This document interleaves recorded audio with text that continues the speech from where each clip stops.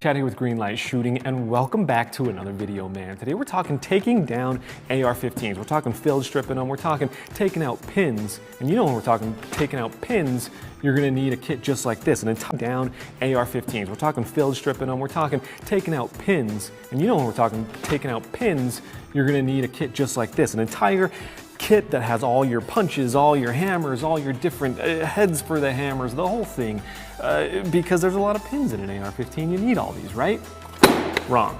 We're not dealing with those anymore. This little tool right here, that's fun. This little tool is called the AR-Takedown Tool by a company called AR-TT, and that completely replaces that entire kit. So the four primary uses for this is, first of all, a takedown pin, but I guess before we do that, let's talk about how this thing works. So there are brass tips here. So first of all, when these are up against your gun, you're not gonna mar your gun at all. A lot of tools like this have, harder metal pins and stuff like that, that if used incorrectly, or maybe they slide off the pin or something, they can actually damage your gun pretty bad. So these are brass, so they shouldn't damage the gun at all. That's great. There you can see there's two different ends here. There's a little bit thicker one, there's a little bit thinner one. You can actually unscrew that thinner one, and we have an even smaller version. And then over here, we have a little hole on the end of this thicker one, which we'll talk about later. And you can see that it's concaved right there, which again, we'll talk about later. The most interesting part about this though,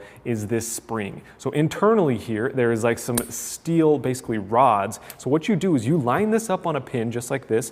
Can I point out, by the way, how nice these little gripping points are for your fingers? You line that up on the pin you want to take out, you pull straight up, boom, it hits in, it takes that pin